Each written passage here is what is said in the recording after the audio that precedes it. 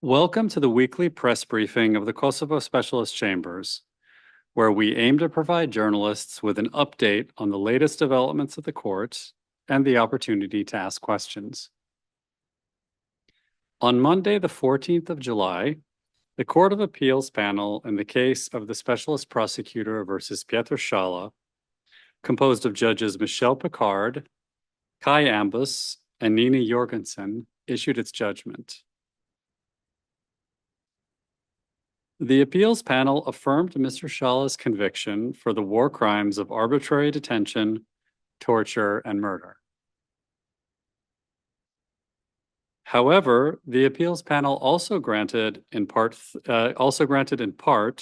3 of the 14 grounds raised by Mr. Shala in his appeal, reducing his sentence from 18 to 13 years of imprisonment with credit for time served. In concluding, the appeals panel emphasized that the reduction in Mr. Shala's sentence in no way suggests that the crimes for which he was convicted and sentenced are not grave. The appeals panel also stressed that the specialist chambers only have jurisdiction over individuals, not groups or organizations, and that, quote, neither the KLA nor the Kosovo people were the subject of these proceedings, and they have not been found responsible for or convicted of these crimes. A public redacted version of the full appeal judgment can be accessed on the KSC website. The appeals process is an integral part of ensuring fair trials. It is designed to ensure that after a judge or a panel of judges issues a decision, such as a judgment, an accused or a convicted person can challenge that decision before a new independent panel of judges who will review it. Hearings are ongoing. Hearings were conducted this week in the trial of Hashim Thaçi, Kadri Veseli, Jakub Krasniqi, and Recep Salimi. Yesterday in court, the trial panel issued its decision on the joint defense motion under Rule 130. This rule says that the trial panel may dismiss a charge, for example, a charge that someone committed cruel treatment, even before the defense presents its case, if there is no evidence capable of supporting a conviction beyond reasonable doubt on the particular charge in question. In their written request, the defense had sought a dismissal only in relation to alleged incidents before the end of May 1998 and following the 20th of June 1999. In issuing the trial panel's decision, the presiding judge explained that the defense was seeking the dismissal of certain material facts, whereas Rule 130 only relates to the possibility of dismissing an entire charge or charges in the indictment. The judge further explained that the question raised by the defense of whether the prosecution had sufficiently proven the temporal scope of the charges was something that would be dealt with by the trial panel in its judgment at the end of the case. After the presiding judge had issued the oral order, Victims' Counsel called two expert witnesses, Karen Duna Princeton and Dr. Catherine Nicola Black, who provided testimony on the psychiatric and psychological harm to victims in this case. Their testimony concluded today following cross-examination by the prosecution, the defense teams, and questions from the trial panel. There are no further hearings scheduled for this week.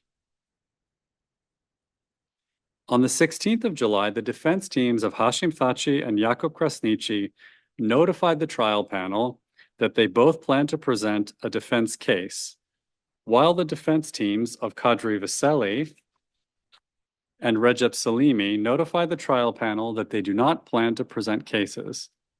A status conference has been scheduled for next Tuesday, the 22nd of July.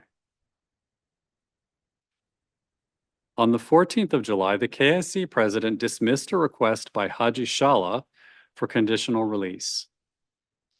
As a reminder, Mr. Shala confessed to intimidation in criminal proceedings and obstruction of official persons in performing official duties, and he was sentenced to 3 years of imprisonment with credit for time already served.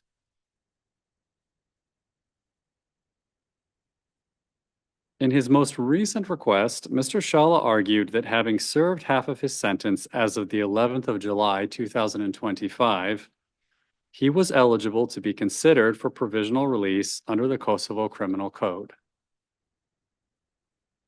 In her decision, the KSC president highlighted that Article 3.4 of the KSC law explicitly states that any other Kosovo law which has not been expressly incorporated into the KSC law shall not apply to the organization, administration, functions, or jurisdiction of the specialist chambers. The service of sentences, which includes the possibility of early release, is an integral part of the administration and functioning of the specialist chambers. Therefore, it is the KSC law that should apply in this case. Under this law, persons convicted by the specialist chambers only become eligible for consideration of commutation, modification, or alteration of their sentence upon having served 2/3 of their sentence. On the 16th of July 2025, the single judge appointed to oversee the implementation of the Salih Mustafa reparations order for victims issued a decision in which he found that Salih Mustafa has failed to comply with his obligations under the reparations order, and in which he informed Mr. Mustafa that an interest rate of 8% per annum shall start to accrue on the part of the reparation order which has not yet been executed, as of the date on which this decision is notified to him. The decision relates in part to Mr. Mustafa's refusal to fill out a declaration of means form that would enable the court to determine how much of the reparations he is able to pay, and the fact that the registrar had not received any response from Mr. Mustafa on the matter of voluntary payment to the victims.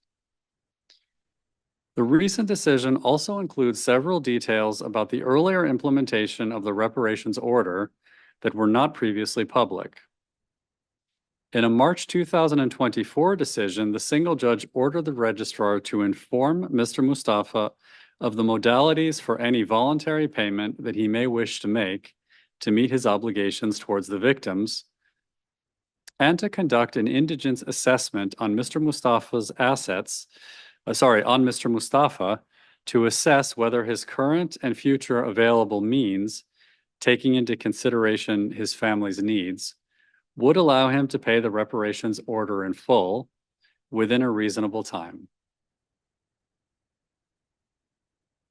In the same decision from March 2024, the single judge also ordered the payment of reparations to victims from Mr. Mustafa's assets, thus partially enforcing the reparation order. On the 19th of July 2024, the registrar informed the single judge that his order regarding the partial payment of reparations to victims had been executed, and she submitted a table detailing the pro rata amounts distributed to each of the victims.